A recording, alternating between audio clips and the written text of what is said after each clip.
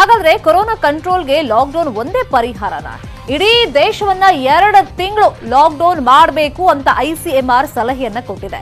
ರಾಜ್ಯದಲ್ಲೂ ಲಾಕ್ಡೌನ್ಗೆ ಹಲವು ಸಚಿವರು ಒಲವನ್ನ ತೋರಿದ್ದಾರೆ. ನಾಳೆ ನಡೆಯುವಂತ ಟಾಸ್ಕ್ ಫೋರ್ಸ್ ಸಭೆ ಹಾಗೂ 18ನೇ ತಾರೀಕು ಪ್ರಧಾನಿ ಮೋದಿ ನಡೆಸುವಂತ ಸಭೆಯಲ್ಲಿ ಈ ಬಗ್ಗೆ ತೀರ್ಮಾನ ಹೊರಬೀಳುತ್ತೆ. ಇಡೀ ದೇಶವೇ ಮತ್ತೆ ಲಾಕ್ಡೌನ್. ವ್ಯಾಕ್ಸಿನ್ ಹಾಕ್ತಿದ್ರು ಲಾಕ್ಡೌನ್ ಫಿಕ್ಸ್. ದೇಶದಲ್ಲಿ ದಿನೇ ದಿನೇ ಹೆಚ್ಚುತ್ತಾ ಇರೋ ಕೊರೋನಾ ಕೇಸ್ ಇಡೀ ದೇಶವನ್ನೇ ಬೆಚ್ಚಿ ಬೀಳಿಸಿದೆ. 2ನೇ ಅಲೆಗಿಂತಲೂ ಈಗ 3ನೇ ಅಲೆ ಭೀತಿ ಎಲ್ಲರನ್ನ ಕಾಡ್ತಾ ಇದೆ. ಕೊರೋನಾ ಕಂಟ್ರೋಲ್ಗೆ 2 ತಿಂಗಳು ಲಾಕ್ ಮಾಡೋದೇ ಸೂಕ್ತ ಅಂತ ಕೇಂದ್ರಕ್ಕೆ ಸಲಹೆ ನೀಡಿದೆ ICMR. ಪ್ಲಾಸ್ಮಾ ಟ್ರೀಟ್ಮೆಂಟ್ ಬಗ್ಗೆ ಇನ್ನೊಂದು ವಾರದಲ್ಲಿ ಮಾರ್ಗಸೂಚಿ ಹೊರಬೀಳಲಿದೆ. ICMR ಹೇಳಿದ್ದೇನು? ದೇಶದಲ್ಲಿ ಪಾಸಿಟಿವಿಟಿ ದರ ಕಡಿಮೆ ಮಾಡಬೇಕು. ಪಾಸಿಟಿವಿಟಿ ದರ 10% ಹೆಚ್ಚಾಗಿ ಹೋದರೆ ಕಷ್ಟ. ಹೆಚ್ಚು ಸೋಂಕಿತ ಜಿಲ್ಲೆಗಳನ್ನು 6 ರಿಂದ 8 ವಾರ ಲಾಕ್ ಮಾಡಬೇಕು. ದೇಶದ 528 ಜಿಲ್ಲೆಗಳಲ್ಲಿ ಪಾಸಿಟಿವಿಟಿ ದರ ಹೆಚ್ಚಾಗಿದೆ. ಮುಕ್ಕಾಲು ಭಾರತ ಲಾಕ್ಡೌನ್ ಮಾಡೋದು ಅನಿವಾರ್ಯ. ಪಾಸಿಟಿವಿಟಿ ಕಮ್ಮಿ ಆಗುವವರೆಗೂ ಲಾಕ್ಡೌನ್ ಇರಬೇಕು. ಚೈನ್ ಲಿಂಕ್ ಕಟ್ ಆಗದಿದ್ರೆ ಭಾರಿ ಅಪಾಯ ಅಂತ ಎಚ್ಚರಿಸಿದೆ ICMR. ಇಡೀ ಕರ್ನಾಟಕ ಕಂಪ್ಲೀಟ್ ಲಾಕ್. ಹೆಮ್ಮಾರಿ ಕೊರೋನಾ ಕಟ್ಟಿ ಹಾಕೋದಕ್ಕೆ ಸದ್ಯ ಲಾಕ್ಡೌನ್ ಒಂದೇ ಅಸ್ತ್ರ. ಇನ್ನೊಂದು ವಾರ ಲಾಕ್ಡೌನ್ ವಿಸ್ತರಣೆ ಮಾಡುವಂತೆ ಕೆಲ ಸಚಿವರು CM ಮುಂದೆ ಒತ್ತಡ ಹೇರ್ತಿದ್ದಾರಂತೆ. ಮುಂದಿನ ಬುಧವಾರ ಅಥವಾ ಗುರುವಾರ ಕ್ಯಾಬಿನೆಟ್ ಸಭೆ ನಡೆಸಲಿದ್ದು ಸಚಿವರು ಹಾಗೂ ತಾಂತ್ರಿಕ ಸಲಹಾ ಸಮಿತಿ ಅಭಿಪ್ರಾಯ ಪಡೆದು ಯಡಿಯೂರಪ್ಪ ನಿರ್ಧಾರ ಕೈಗೊಳ್ಳಲಿದ್ದಾರೆ. ಕೋವಿಡ್-19 ಸೋಂಕು ನಿಯಂತ್ರಣಕ್ಕಾಗಿ ರಾಜ್ಯದಲ್ಲಿ ಕೆಲವು ನಿರ್ಬಂಧಗಳನ್ನು ಹೇರಲಾಗಿತ್ತು. ಅಲ್ಲದೆ ಇನ್ನಷ್ಟು ಕಠಿಣ ಕ್ರಮಗಳನ್ನು ಜಾರಿಗೊಳಿಸಲಾಯಿತು. ಇದು ನಿರ್ಬಂಧಗಳ ಜಾರಿ ನಂತರ ತೀವ್ರ ಏರುಗತಿಯಲ್ಲಿದ್ದ ಬೆಂಗಳೂರು, ಬೀದರ್ ಮತ್ತು ಕಲಬುರಗಿನಲ್ಲಿ ಪ್ರಕರಣಗಳ ಸಂಖ್ಯೆ ಹಾಗೂ ಪಾಸಿಟಿವ್ ದರ ಕಡಿಮೆ ಆಗ್ತಿದೆ. ಪರಿಸ್ಥಿತಿ ಸುಧಾರಿಸ್ತಾ ಇರೋದಕ್ಕೆ ಒಂದು ನಿದರ್ಶನ. ನನ್ನ ವೈಯಕ್ತಿಕ ಇದನ್ನು ಕೂಡ ಕಂಟಿನ್ಯೂ ಮಾಡಿದ್ರೆ, ಇನ್ನೊಂದು ಸ್ವಲ್ಪ ದಿನ ಕಂಟಿನ್ಯೂ ಮಾಡಿದ್ರೆ ಒಳ್ಳೇದು. ಈಗ 15,000ಕ್ಕೆ ಬಂದಿದೆ. 22,000 ಇದ್ದಿದ್ದು 7,000 ಕಡಿಮೆ ಆಗಿದೆ. Because of semi lockdown and ಪೂರ್ತಿ ಲಾಕ್ಡೌನ್ ಎರಡು ಮಾಡಿರೋದ್ರಿಂದ ಬಂದಿದೆ. ನನ್ನ ಪ್ರಕಾರ ಇವಾಗೇನು ಈಗ ಈ ಸಿಸ್ಟಮ್ನ ಮಾಡಿದ್ದೇವೆ, ಇನ್ನು 24ನೇ ತಾರೀಕಂಟನೂ ಕೂಡ ಇದು ಟೈಮ್ ಇದೆ ಈ ಮಾಡಿರ್ತಕ್ಕಂಥದ್ದು ಲಾಕ್ಡೌನ್. ಅದಾದ ನಂತರ ನೋಡಿ ಇನ್ನೂ ಒಂದು 12 ದಿವಸ ಮಾಡಬೇಕಾ ಏನಂತಂದು ಚಿಂತನೆ ಮಾಡಬೇಕಾಗ್ತದೆ. ಜಿಲ್ಲಾ ಟಾಸ್ಕ್ ಫೋರ್ಸ್ ನೇತೃತ್ವದಲ್ಲಿ ಸಭೆ ಮಾಡಿ ಆಮೇಲೆ ತೀರ್ಮಾನ ಮಾಡ್ತೇನೆ. ಇದು ಲಾಕ್ಡೌನ್ ಮಾಡಲು ಕಾಂಗ್ರೆಸ್ ಕೂಡ ಬೆಂಬಲ ಅಂದಿದೆ. ಊರಿಗೆ ಒಂದು ಚಿಂತೆ ಆದರೆ ಊರು ಆಳೋರಿಗೆ ಇನ್ನೊಂದು ಚಿಂತೆಯಂತೆ. ಈ ಗಾದೆ ಮಾತು ರಾಜ್ಯದ ಇಂದಿನ ಸ್ಥಿತಿಗೆ ಸೂಕ್ತ ಆಗತ್ತೆ ನೋಡಿ. ವ್ಯಾಕ್ಸಿನ್ ಉತ್ಪಾದನೆ ಹಂಚಿಕೆ ವಿಚಾರವಾಗಿ ಮೊನ್ನೆ ಸದಾನಂದ ಗೌಡರು ಆಡಿದ ಮಾತಿಗೆ ಇವತ್ತು ಕೈ ನಾಯಕರು ಕಿಡಿಕಾರಿದ್ರು.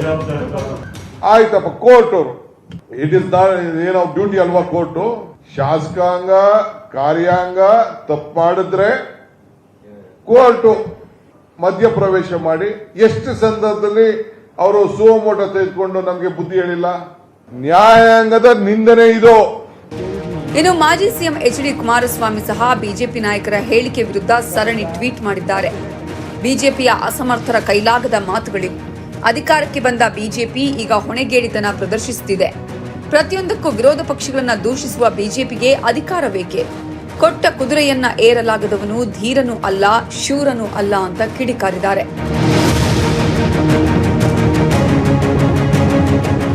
ಈ ಮಧ್ಯೆ ನಿನ್ನೆ ತಮ್ಮ ಹೇಳಿಕೆಯನ್ನ ಈಗಲೂ ಸಮರ್ಥಿಸಿಕೊಳ್ತಾರೆ CT ರವಿ. ನ್ಯಾಯಾಧೀಶರೇನು ಸರ್ವಜ್ಞರಲ್ಲ.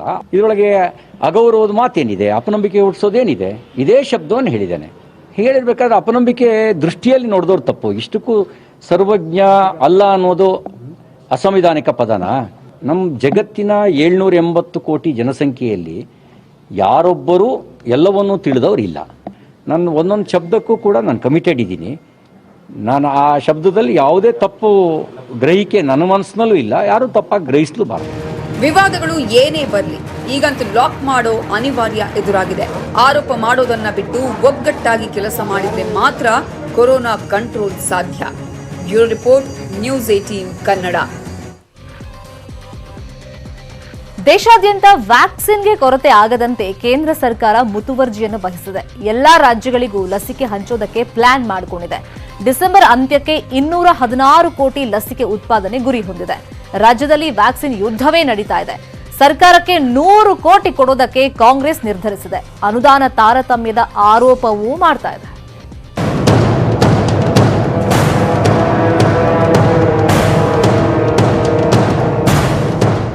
ಕೇಂದ್ರ ಸರ್ಕಾರ ಕಡೆಗೂ ರಾಜ್ಯ ಸರ್ಕಾರಗಳ ಒತ್ತಾಯಕ್ಕೆ ಮಣಿದಿದೆ.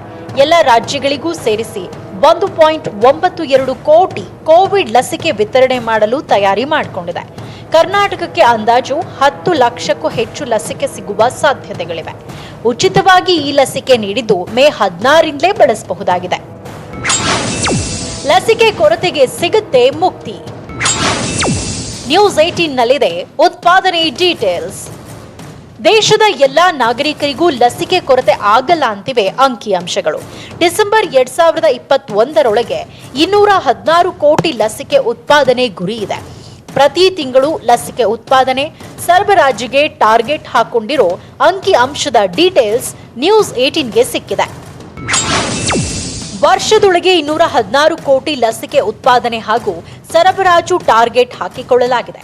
ಮೇನಲ್ಲಿ 8.8 ಕೋಟಿ, ಜೂನ್ನಲ್ಲಿ 10 ಕೋಟಿ, ಜುಲೈನಲ್ಲಿ 15.81 ಕೋಟಿ, ಆಗಸ್ಟ್ನಲ್ಲಿ 36.6 ಕೋಟಿ, ಸೆಪ್ಟೆಂಬರ್ನಲ್ಲಿ 50.4 ಕೋಟಿ, ಅಕ್ಟೋಬರ್ನಲ್ಲಿ 56.3 ಕೋಟಿ, ನವೆಂಬರ್ನಲ್ಲಿ 59.7 ಕೋಟಿ ಹಾಗೂ ಡಿಸೆಂಬರ್ನಲ್ಲಿ 65 ಕೋಟಿ ಗುರಿ ಹೊಂದಲಾಗಿದೆ.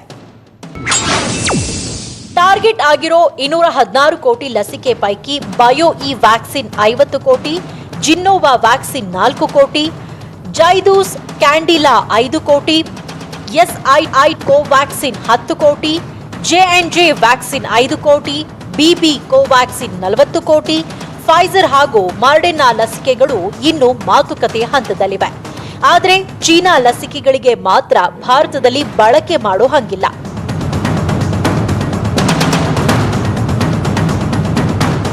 ಈ ಬೆನ್ನಲ್ಲೇ ಗುಡ್ ನ್ಯೂಸ್ ಒಂದು ಬಂದಿದೆ. ರಷ್ಯಾದಿಂದ ಬಂದಿದ್ದ ಸ್ಪುಟ್ನಿಕ್ ಲಸಿಕೆ ಹಂಚಿಕೆ ಮಾಡಲಾಗ್ತಿದೆ. ಹೈದರಾಬಾದ್ನಲ್ಲಿ ಮುಂದಿನ ವಾರದಿಂದ ದೇಶದೆಲ್ಲೆಡೆ ಸ್ಪುಟ್ನಿಕ್ ಲಸಿಕೆ ಸಿಗಲಿದೆ. ಡಾಕ್ಟರ್ ರೆಡ್ಡೀಸ್ ಕಂಪನಿ ಲಸಿಕೆ ವಿತರಣೆ ಮಾಡಲಿದ್ದು 1 ಡೋಸ್ ಸ್ಪುಟ್ನಿಕ್ ಲಸಿಕೆಗೆ $995 ನಿಗದಿ ಮಾಡಲಾಗಿದೆ.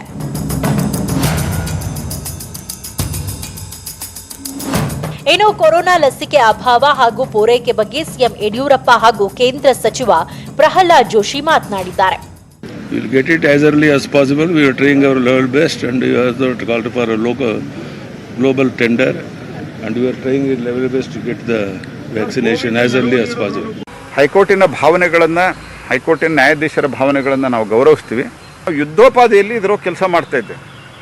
ಐ ಥಿಂಕ್ ಜುಲೈದಿಂದನೇ ಭಾಳ ದೊಡ್ಡ ಪ್ರಮಾಣದಲ್ಲಿ ನಮಗೆ ವ್ಯಾಕ್ಸಿನ್ಗಳು ಲಭ್ಯ ಆಗಲಿಕ್ಕೆ ಪ್ರಾರಂಭ ಆಗ್ತದೆ. ಮತ್ತು ಈ ತಿಂಗಳದಲ್ಲೇ, ಮೇ ತಿಂಗಳ ಎಂಡು ಮತ್ತು ಜೂನ್ದಲ್ಲೇ ನಮ್ಗೆ ಸಾಕಷ್ಟು ವ್ಯಾಕ್ಸಿನ್ಗಳು ಬರಲಿಕ್ಕೆ ಶುರು ಆಗ್ತದೆ. ಇದುವರೆಗೆ 1.90 ಕೋಟಿ ವ್ಯಾಕ್ಸಿನ್ ಪೂರೈಕೆಯಾಗಿದೆ. 1 ಕೋಟಿ ಜನರಿಗೆ ವ್ಯಾಕ್ಸಿನ್ ಹಾಕಲಾಗಿದೆ. ಆಗಸ್ಟ್ ತಿಂಗಳಾಂತ್ಯದವರೆಗೆ 200 ಕೋಟಿ ವ್ಯಾಕ್ಸಿನ್ ತಯಾರಿಸಲಾಗುವುದು. ವ್ಯಾಕ್ಸಿನ್ ಕೊರತೆ ಮಾಡಬೇಡಿ, ಕಾಂಗ್ರೆಸ್ನಿಂದ 100 ಕೋಟಿ ಆಫರ್. ಈ ಮಧ್ಯೆ ಸರ್ಕಾರದ ವಿರುದ್ಧ ಮಾಜಿ ಸಿಎಂ ಸಿದ್ದರಾಮಯ್ಯ ಮತ್ತೆ ಗುಡುಗಿದ್ದಾರೆ. ಇಂತಹ ಬೇಜವಾಬ್ದಾರಿ ಸರ್ಕಾರ ಎಲ್ಲೂ ನೋಡಿಲ್ಲ ಅಂದಿದ್ದಾರೆ. 100 ಕೋಟಿ ನಾವೇ ಕೊಡ್ತೀವಿ, ಜನರನ್ನ ಕಾಪಾಡಿ ಅಂದಿದ್ದಾರೆ. ನಾನು ನನ್ನ ರಾಜಕೀಯ ಜೀವನದಲ್ಲಿ ಇಷ್ಟೊಂದು ಬೇಜವಾಬ್ದಾರಿ ಸರ್ಕಾರಗಳನ್ನು ನಾನು ನೋಡಿರಲಿಲ್ಲ. ನರೇಂದ್ರ ಮೋದಿಯವರು ಕೂಡ ನಿದ್ರಾವಸ್ಥೆಯಲ್ಲಿದ್ದಾರೆ, ಇಲ್ಲಿ ಯಡಿಯೂರಪ್ಪನವರು ನಿದ್ರಾವಸ್ಥೆಯಲ್ಲಿದ್ದಾರೆ. ವ್ಯಾಕ್ಸಿನ್ ಪ್ರೊಕ್ಯೂರ್ಮೆಂಟ್ಗೆ ನಾವು 100 ಕೋಟಿ ರೂಪಾಯಿಗಳನ್ನು ನಮ್ಮ MLAಗಳು ನಾವು ಎಲ್ಲರೂ ಕೂಡ ಇದನ್ನ ತೀರ್ಮಾನ ಮಾಡಿದ್ದೀವಿ. ನಮಗೂ ಗೊತ್ತಿದೆ ಎಷ್ಟು ಕಂಪನಿಗಳಿವೆ, ಯಾರಿಲ್ಲದೆ ಏನ್ ರೇಟ್ ಸಿಗ್ತದೆ, ಏನು ಎತ್ತ. ಸೆಂಟ್ರಲ್ ಗವರ್ಮೆಂಟ್ ಕೂಡ ಲಾಸ್ಟ್ ಬಹಳ ಟ್ರಾನ್ಸ್ಪರೆಂಟ್ ಆಗಿ ಕೆಲವುದು ಪರ್ಚೇಸ್ ಮಾಡೋದು. ಅದು ನೀವು ಅದನ್ನ ಬಿಟ್ಟು 3 ಪಟ್ಟು 4 ಪಟ್ಟು 5 ಪಟ್ಟು ಜಾಸ್ತಿ ಕೊಟ್ಟು ಪರ್ಚೇಸ್ ಮಾಡೋದೆಲ್ಲ ತಾವೆಲ್ಲ ಗಮನಿಸಿದ್ದೀವಿ. ಬೀದಿಗಿಳಿದು ಹೋರಾಟ ಮಾಡಬೇಡಿ ಅಂತ ನೀವು ಹೇಳುದು ಕೂಡ, ನಿರ್ಬಂಧ ಮಾಡೋದು ಕೂಡ ನಿಮ್ಮನ್ನ ಈ ಜನರ ಹಣದಲ್ಲಿ ಹಣ ಹೊಡಿಲಿಕ್ಕೆ ನಾವು ನಿಮ್ಮನ್ನ ಸುಮ್ಮನೆ ಬಿಡುವುದಿಲ್ಲ ಅನ್ನೋ ಮಾತನ್ನ ಈ ಸಂದರ್ಭದಲ್ಲಿ ಹೇಳಲಿಕ್ಕೆ ನಾನು ಬಯಸ್ತಾ ಇದ್ದೇನೆ. ನಂಬರ್ 1, ಕೊರೋನಾ ಅನುದಾನದಲ್ಲೂ ತಾರತಮ್ಯ. ಸಿಎಂ ವಿರುದ್ಧ ಸಿಡಿದೆದ್ದ ಜೆಡಿಎಸ್ MLA. ಕೊರೋನಾ ವಿಚಾರದಲ್ಲೂ ರಾಜಕೀಯ ನಡೀತಾ ಇದೆಯಾ ಅನ್ನೋ ಅನುಮಾನ ಎದ್ದಿದೆ. ಬಿಜೆಪಿ ಶಾಸಕರ ಕ್ಷೇತ್ರಗಳಿಗೆ ಮಾತ್ರ ನೆರವು ನೀಡುತ್ತಿದ್ದಾರೆ ಅಂತ ಸರ್ಕಾರದ ವಿರುದ್ಧ ಜೆಡಿಎಸ್ ಶಾಸಕ ಮಂಜುನಾಥ್ ಕಿಡಿಕಾರಿದ್ದಾರೆ.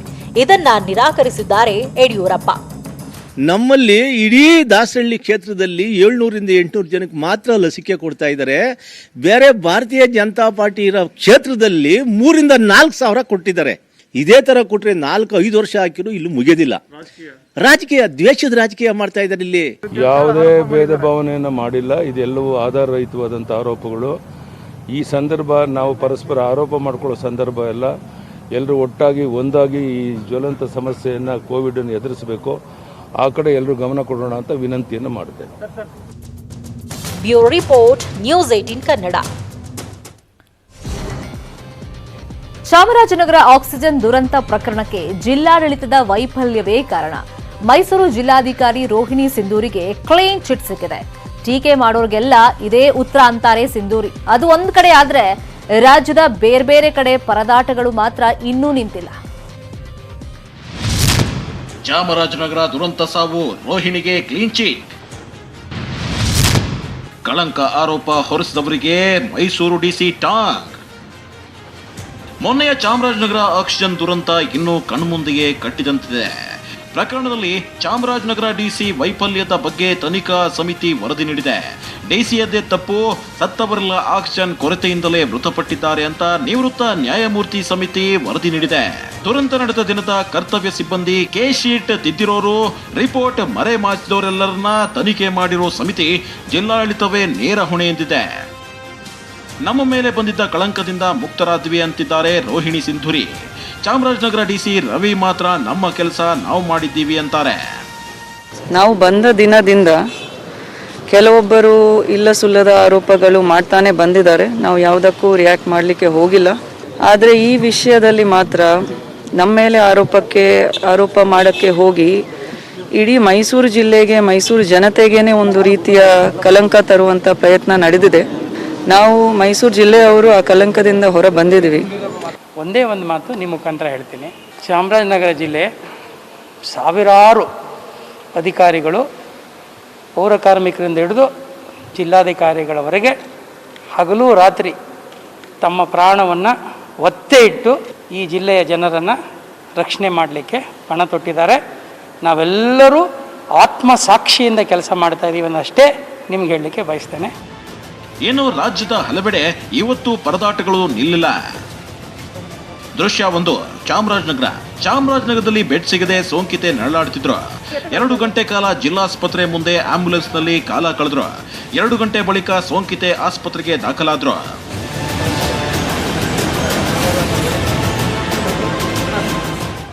ದೃಶ್ಯ 2, ಮೈಸೂರಿನಲ್ಲಿ ಕೋವಿಡ್ ಸೋಂಕಿತ ಸಾವನ್ನಪ್ಪಿದ್ದಕ್ಕೆ ವೈದ್ಯರ ನಿರ್ಲಕ್ಷ್ಯವೇ ಕಾರಣವೆಂದು ಸಂಬಂಧಿಕರು ಹಲ್ಲೆ ನಡೆಸಿದ್ದಾರೆ. ಕೆಆರ್ ಆಸ್ಪತ್ರೆಯ ವೈದ್ಯರು ಸಿಬ್ಬಂದಿ ಮೇಲೆ ಮೃತನ ಸಂಬಂಧಿಕರು ಹಲ್ಲೆ ಮಾಡಿದ್ದಾರೆ. ರಕ್ಷಣೆ ನೀಡಿ ಅಂತ ವೈದ್ಯರು ಮನವಿ ಮಾಡಿದ್ದಾರೆ.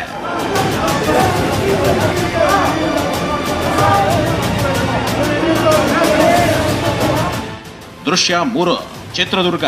ನಿನ್ನೆ ಆಕ್ಸಿಜನ್ ಸಿಗದೆ 3 ಜನ ಸತ್ರು. ಬುದ್ಧಿ ಬಂದಿಲ್ಲ ಚಿತ್ರದುರ್ಗ ಜಿಲ್ಲಾಸ್ಪತ್ರೆ ಸಿಬ್ಬಂದಿಗೆ. ಆಕ್ಸಿಜನ್ ಬೆಡ್ ಸಿಗದೆ ರೋಗಿಗಳು ಇವತ್ತು ಅಲೆದಾಡಿದ್ರು. ಹೊಳಲ್ಕೆರೆ ತಾಲೂಕು ಬೀದುರ್ಗ ಆಸ್ಪತ್ರೆಯಲ್ಲಿ ಬೆಡ್ಗಳೇ ಇಲ್ಲದೆ ಜನರ ನರಳಾಟ ಕಂಡು ಮರುಗಿದ್ರು ವೈದ್ಯಾಧಿಕಾರಿ ಜಯಸಿಂಹ. ದೃಶ್ಯ 4, ಚಿಕ್ಕಮಗಳೂರು. ಸಾವಿನ ಮನೆಗೆ ಹೋದವರಿಂದ ಇಡೀ ಗ್ರಾಮಕ್ಕೆ ಕೊರೋನಾ ಸೋಂಕು ಹರಡಿದೆ. ಚಿಕ್ಕಮಗಳೂರಿನ ಕೋಡಿಹಳ್ಳಿಯಲ್ಲಿ ಪ್ರಾಥಮಿಕ ಸಂಪರ್ಕದಲ್ಲಿದ್ದ 30 ಮಂದಿಗೆ ಕೊರೋನಾ ಟೆಸ್ಟ್ ಮಾಡಿದ್ದು 22 ಮಂದಿಗೆ ಕೊರೋನಾ ಪಾಸಿಟಿವ್ ಬಂದಿದೆ. ದೃಶ್ಯ 5, ಕೆಸಿ ಜನರಲ್ ಆಸ್ಪತ್ರೆ, ಬೆಂಗಳೂರಿನ ಕೆಸಿ ಜನರಲ್ ಆಸ್ಪತ್ರೆ ಬಳಿ ವ್ಯಾಕ್ಸಿನ್ ಪಡೆಯಲು ಜನ ಕ್ಯೂ ನಿಂತಿದ್ರು. ಟೋಕನ್ಗಾಗಿ ಆಗಮಿಸಿದ್ದ 100 ಮಂದಿ ವ್ಯಾಕ್ಸಿನ್ ಪಡೆದೇ ಹೋಗ್ತೀನಿ ಅಂತ ಸಾಲಲ್ಲಿ ನಿಂತಿದ್ರು. ದೃಶ್ಯ 6, ಗದಗ ಜಿಮ್ಸ್ ಆಸ್ಪತ್ರೆ ಸಿಬ್ಬಂದಿಗೆ ಕೊರೋನಾ ಸೋಂಕು ದೃಢಪಟ್ಟಿದೆ. 10ಕ್ಕೂ ಹೆಚ್ಚು ವೈದ್ಯರು, ನರ್ಸ್ಗಳು ಸೇರಿ 23 ಮಂದಿಗೆ ಕೊರೋನಾ ಸೋಂಕು ಪತ್ತೆಯಾಗಿದೆ. ಸೋಂಕಿತ ರೋಗಿಗಳಿಗೆ ಚಿಕಿತ್ಸೆ ನೀಡುವುದೇ ದೊಡ್ಡ ಸವಾಲಾಗಿದೆ. ದೃಶ್ಯ 7, ಚಿಕ್ಕೋಡಿ. ರಾಜ್ಯದ ಉಪಮುಖ್ಯಮಂತ್ರಿ ಲಕ್ಷ್ಮಣ್ ಸವದಿಗೆ ಡಬಲ್ ಶಾಕ್. ಮೊನ್ನೆಯಷ್ಟೇ ಅಣ್ಣನ ಮಗ ಕೊರೋನಾಗೆ ಬಲಿಯಾಗಿದ್ರು. ಇವತ್ತು ಕೂಡ ಮತ್ತೊಬ್ಬ ಅಣ್ಣ ಪರಪ್ಪ ಸವದಿ ಕಿರಿಯ ಮಗ ವಿನೋದ್ ಕೊರೋನಾಗೆ ಬಲಿಯಾಗಿದ್ದಾರೆ. ಲಕ್ಷ್ಮಣ್ ಸವದಿ ಮನೆಯಲ್ಲಿ 2 ದಿನಗಳಲ್ಲಿ 2 ಸಾವಿನ ವಿಚಾರ ಕಂಗೆಡಿಸಿದೆ. ಸಾವಿನ ನೋವಿನಲ್ಲೂ ಸಾಮಾಜಿಕ ಕಾರ್ಯಗಳಲ್ಲಿ ತೊಡಗಿಸಿಕೊಂಡಿದ್ದಾರೆ ಲಕ್ಷ್ಮಣ್ ಸವದಿ. ದೃಶ್ಯ 8, ಹಾವೇರಿ ಜಿಲ್ಲೆ ಬ್ಯಾಡಗಿ ಪಟ್ಟಣದ ರಾಣಿ ಚೆನ್ನಮ್ಮ ವಸತಿ ನಿಲಯದಲ್ಲಿ ಊಟ ತಿಂಡಿ ಚಿಕಿತ್ಸೆ ಸಿಗದೆ ಕೊರೋನಾ ಸೋಂಕಿತರು ಪರದಾಡ್ತಿದ್ದಾರೆ. ಸಮಯಕ್ಕೆ ಸರಿಯಾಗಿ ತಿಂಡಿ ಊಟ ಚಿಕಿತ್ಸೆ ಕೊಡ್ತಿಲ್ಲ ಅಂತ ಆಕ್ರೋಶ ಹೊರಹಾಕಿದ್ದಾರೆ. ಇನ್ನೊಂದು ಕಡೆ ಹಾವೇರಿಯಲ್ಲಿ ಗೃಹ ಸಚಿವ ಬೊಮ್ಮಾಯಿ ತಮ್ಮ ಮನೆಯ ಆವರಣದಲ್ಲೇ 50 ಹಾಸಿಗೆಗಳ ಕೋವಿಡ್ ಕೇರ್ ಸೆಂಟರ್ಗಳನ್ನು ಸ್ಥಾಪಿಸಿದ್ದಾರೆ. Bureau report, news 18 Kannada. ಮತ್ತಷ್ಟು ಸುದ್ದಿ ನೋಡೋಣ ಬ್ರೇಕ್ ಆದ್ಮೇಲೆ.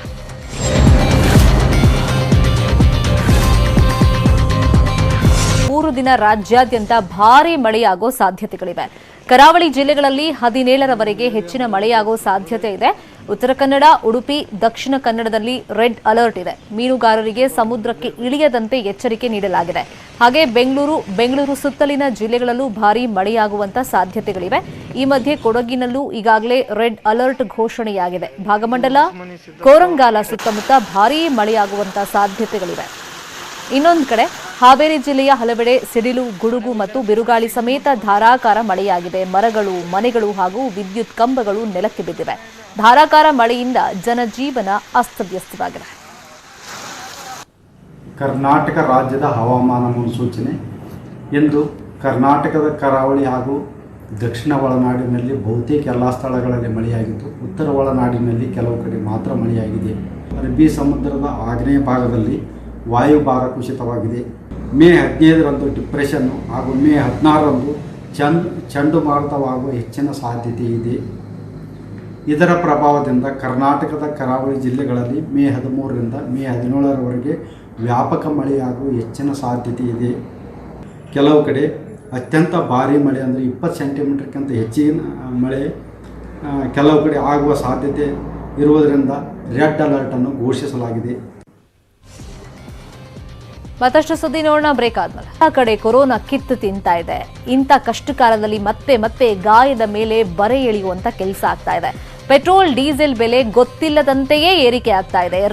ರಾತ್ರಿ ದಿಢೀರ್ ಏರಿಕೆ ಆಗ್ತಾ ಇದ್ದು ಕೊರೋನಾ ಕಷ್ಟ ಕಾಲದಲ್ಲೇ ಜೇಬಿಗೆ ಕತ್ರಿ ಬೀಳ್ತಾ ಇದೆ. ಪ್ರತಿ ಲೀಟರ್ ಪೆಟ್ರೋಲ್ ಬೆಲೆ 22 ಪೈಸೆ, ಪ್ರತಿ ಲೀಟರ್ ಡೀಸೆಲ್ ಬೆಲೆ 37 ಪೈಸೆ ಏರಿಕೆಯಾಗಿದೆ.